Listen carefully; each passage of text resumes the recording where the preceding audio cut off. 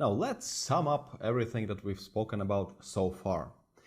The most important part is, of course, do not become a trading hostage.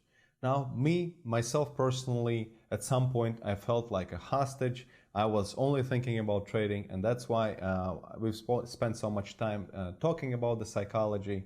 And if you do these things incorrectly and you don't take my advice, then you will end up becoming a trading hostage and you will have quite a hard time emotionally. Me personally, I moved from being a trading hostage to simply loving trading. What does it mean to fall in love with trading? Now, some traders start trading because they want to, but some of the traders, they start because they need to. They need the money, or they want to change their life, they want to quit their job, or whatnot. Once you start trading more seriously with real money, trading has to become a part of your life. However, it cannot overtake your entire life. And that is that distinction in between loving to trade and becoming a hostage of trading. You cannot always think about trading, and that's the primary reason why I said that you will need to find something to take your mind off of trading. And only in this way you will be able to love this job and not be a hostage of this job. And that's exactly the reason why I always recommend all of my students to, even after this learning program, to not rush to money trading. Keep paper trading, keep demo trading for a few days or a few weeks, or if you need a few months, that is okay. Don't become a hostage of trading that you must trade with money right away. Thomas taught me, let's go crush the market, and so on and so forth. Don't do that. Take it easy. Trading is a part of your life, yeah, but you don't have to be a hostage of trading. You don't have to be just carrying the burden of the fact that trading is everything that you have in your life and that's the only chance that you've got, and so on and so forth. Don't let trading hang over your head at all times. That is just a bad beginning. And then when you get used to trading and you see that, oh yeah, very nicely, I'm making nice profits with demo, let me try and open a really small trading account with real money, with the amount of money that Thomas recommended, and see how well will I do. Maybe I'll return back to demo trading, and there's nothing bad about that, and then build from there and go with the flow.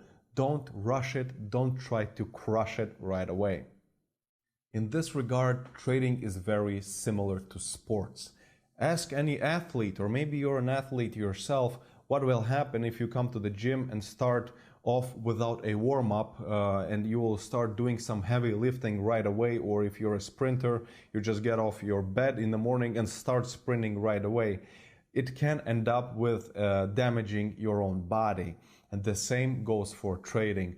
Don't rush it. After the learning program, don't jump into money trading right away with huge expensive contracts and so on and so forth, because you will be risking that you are not ready. You will have all the information in your head, but you still need to practice. Just like the example with a pilot's license. They can teach you all the buttons, what all the buttons do in the airplane, in the cockpit, and so on and so forth. However, you need practice. You have to take it slow, maybe for a few times fly with an instructor, and then maybe switch that instructor to being your co-pilot, and so on and so on. You know what I mean, baby steps. And that's what you should be doing with trading. And a good example would be a trader that I used to know, we don't communicate anymore, from Eastern Europe. After he learned how to trade, he jumped right into the action with a lot of money. He was a wealthy guy to begin with, and he started trading with a lot of money right away, and he did make quite a lot of profits. But then as he started losing money, something broke in his psychology, and he deviated away from his algorithm. He had started having some issues, and he lost a tremendous amount of money in the markets, and that ended up breaking him completely, and he quit trading altogether. The fear stage that I explained a few lessons back was so devastating for him that he never recovered and never made it back to the risk management stage, where actually the trader is making nice profits and keeps a cool head at all times.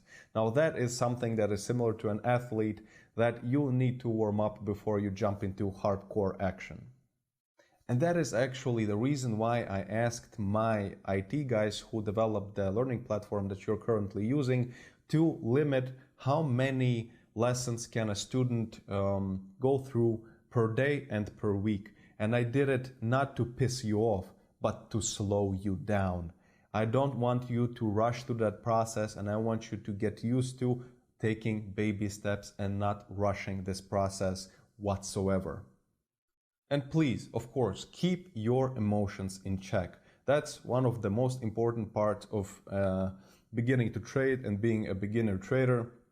You must understand yourself very well. And of course, as your trading career progresses and will progress, you will learn more and more about yourself, about your emotional weaknesses and stuff like that. However, all the recommendations that I gave you in this chapter, especially in this chapter, keep them in check. Write them down, analyze them, think about yourself. How do you relate to these examples that I provided of myself actually, and how it compares to you, and what could you do to avoid quite a few miserable experiences of my own that I have described, and so on and so forth.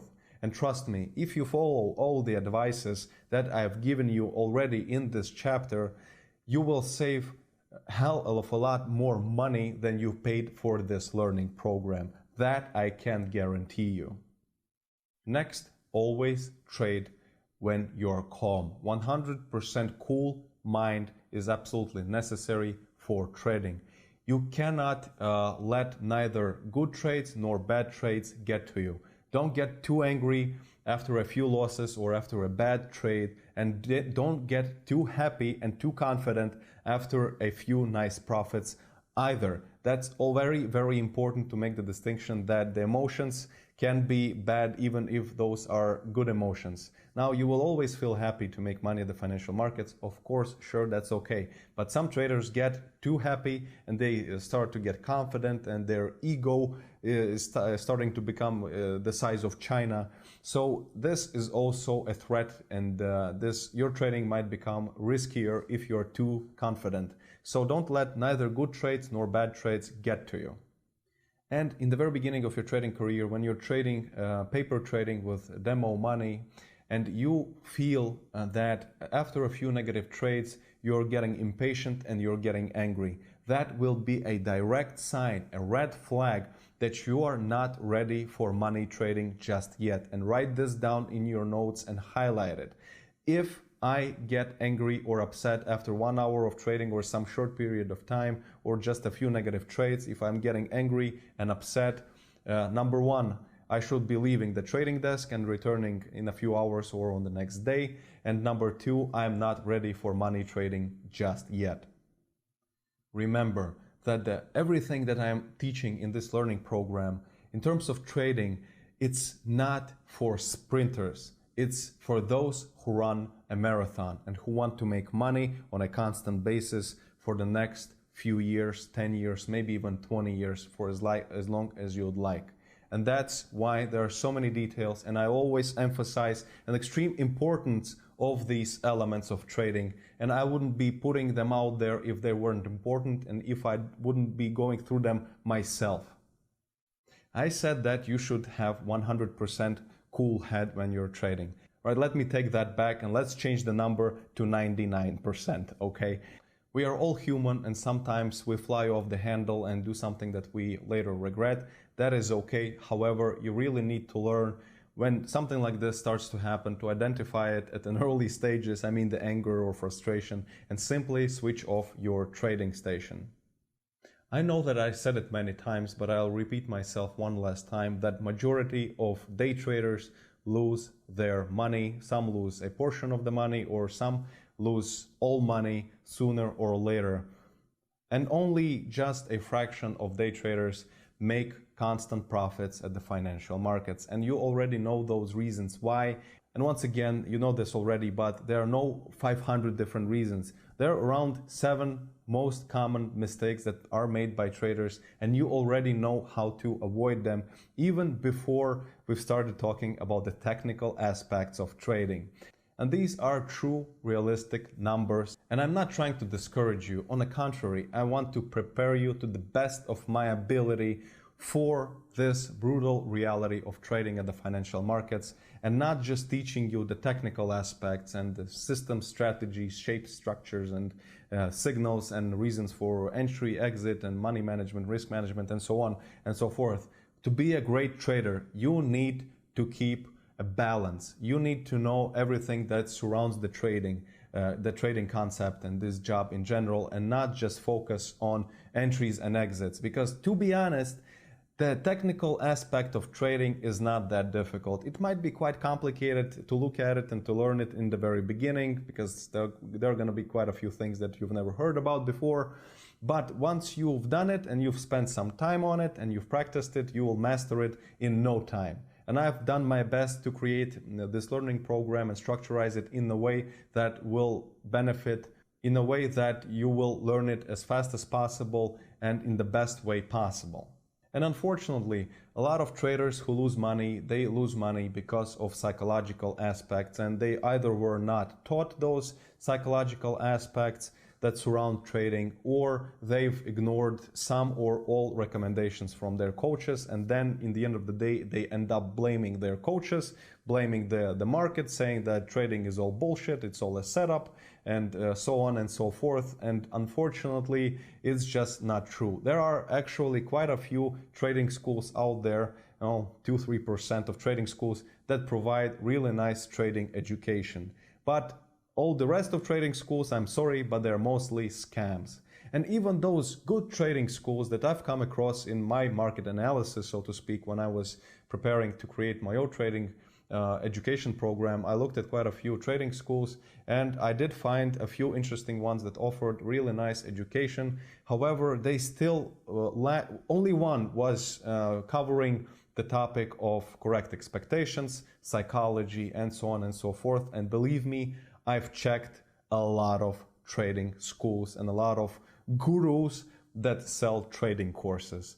And that's a fundamental mistake that, and it's perhaps not even their guilt. They're not even aware of these facts. And I'll tell you right now that the technical aspects and technical approaches that we'll start learning in the next chapter including money management, risk management, statistics, algorithm, and so on and so forth, in my opinion, are around 30 to 50% of the trading success. And 50 to 70% of trading success lies on psychology and depends on correct trading psychology. Now, of course, I can teach you all of that. However, unfortunately, I cannot really put my brain in your head.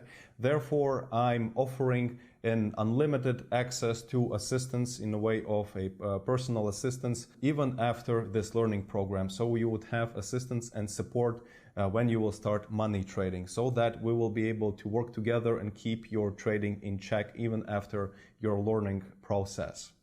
All right, that's it for this lesson, and that's it for this chapter. So beginning with the next chapter, we'll start finally talking about the technical aspects of trading and how to actually trade, and structures, shapes, and we'll start slow, start small, start with the basic stuff, and then we'll start building from there and going into more complex trading signals, structures, and so on and so forth. All right, don't forget about the test, enjoy your homework, and I'll see you in the next chapter.